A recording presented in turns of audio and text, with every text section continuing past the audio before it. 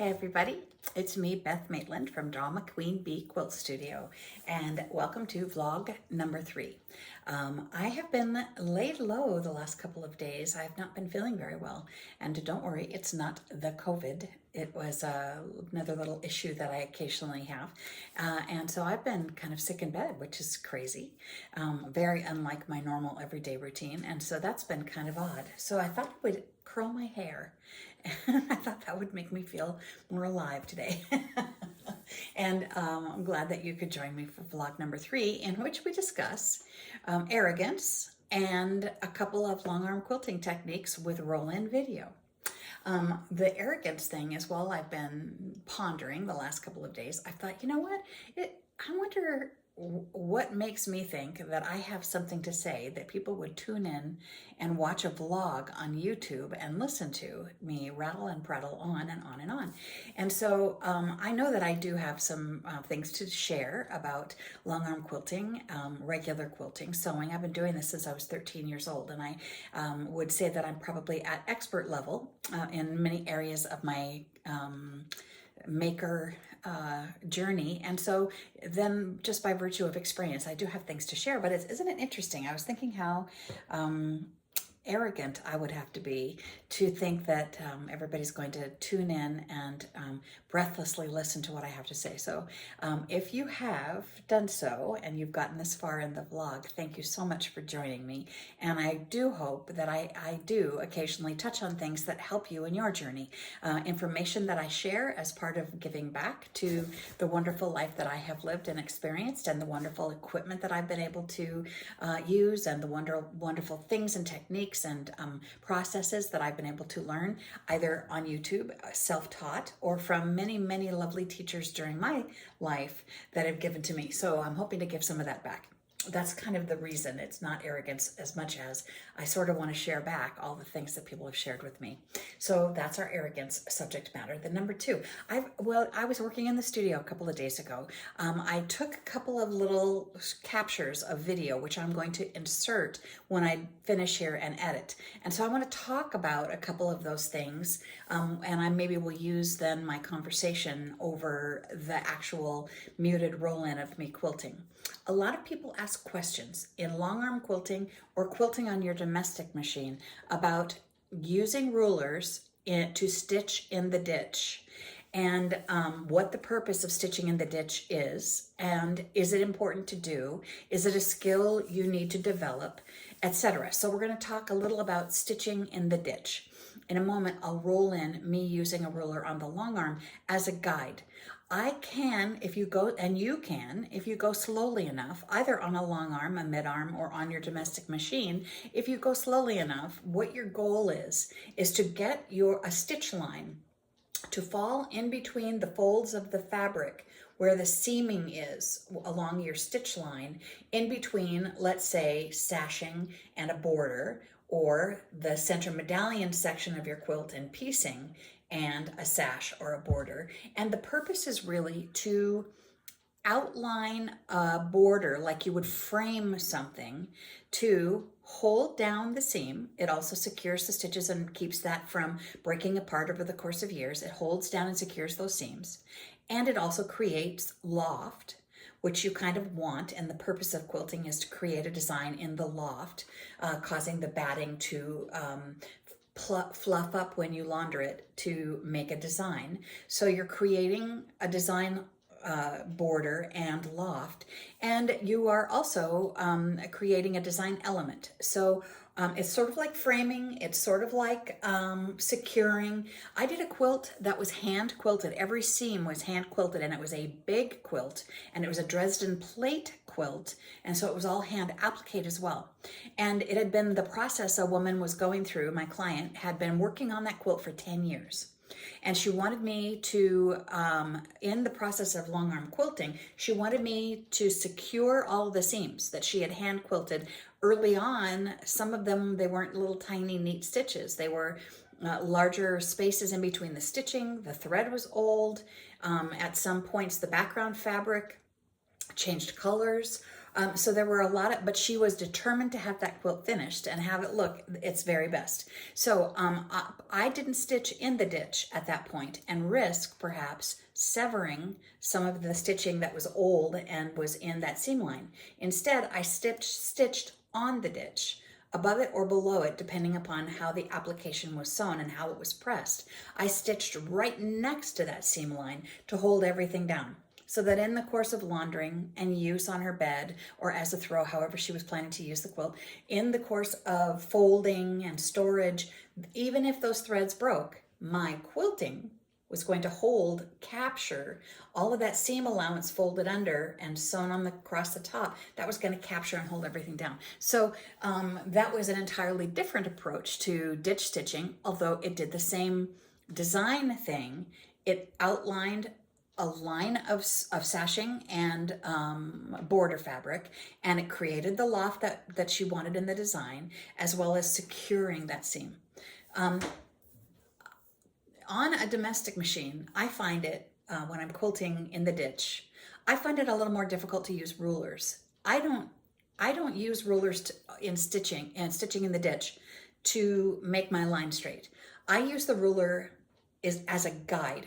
I actually move the ruler along my stitching and put my ruler up right next to my embroidery foot on a domestic machine, but down on the long arm, the actual foot, the ringed foot of the sewing machine. I put that ruler right next to it, and as I'm moving the long arm machine, I'm also moving the ruler, and you'll see in the video, I'm moving that ruler and using it as a guide. It's just like using two hands instead of one. It's making that straight line more secure and more stable.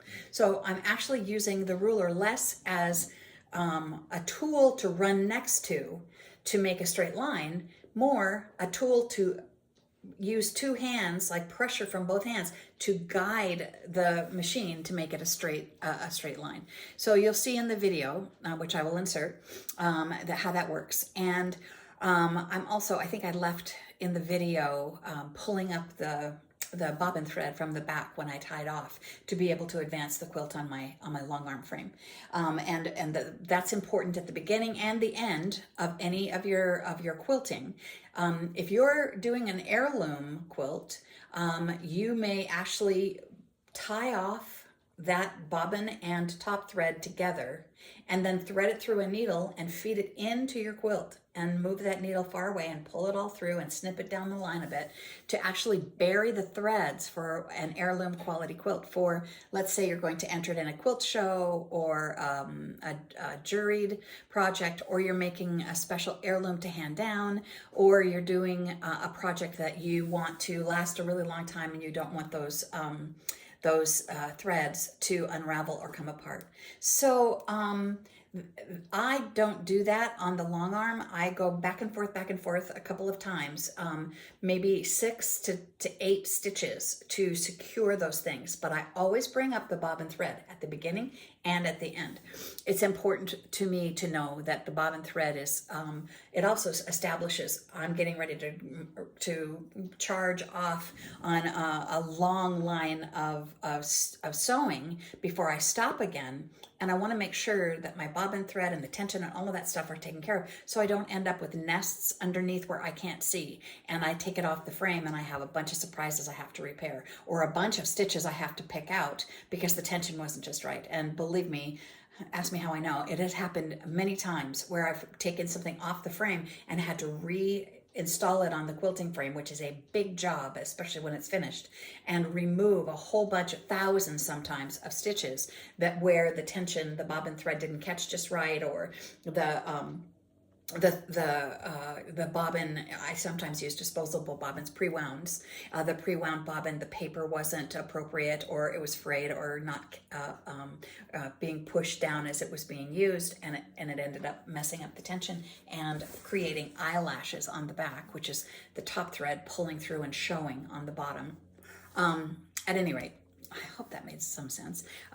This video, I hope will show you me pulling up the bobbin thread to the top and securing it before I cut threads and then advance the quilt to do another project.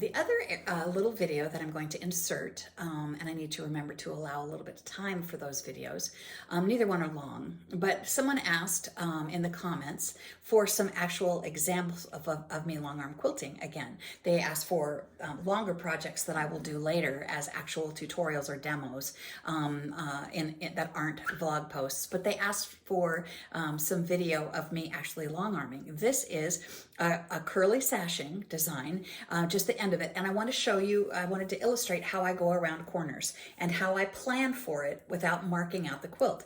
There are some quilts, especially quilts that use ruler work, where you have to measure and mark and make it exacting, and you've got lines that you have to meet as goals, and you have you sort it out way in advance. But a lot of my more casual quilts and quilts that I'm making for myself or as gifts, where I want it to be a little bit more freeform, I don't do that. I may mark a little, but I don't divide everything up. I eyeball it, and especially when I'm doing a sashing, that in this case it's a curl and a couple of dental feathers, I think. As I approach the corner, I want to lay myself up, set myself up like shooting a basket. I want to set myself up for going around that corner and putting a curl in each corner as a design cornerstone almost. And so as I approach it, you'll see in the video that I do the curl, and then I make the two dental, I can make them thinner if I need to, or wider if I need to. I can extend the reach just a little bit, but as you see it coming, you just learn to plan the size of the designs leading to that corner to have you land in that corner with just the right amount of space to install your curl or your element, design element, as you go around that corner. So hopefully that video shows that.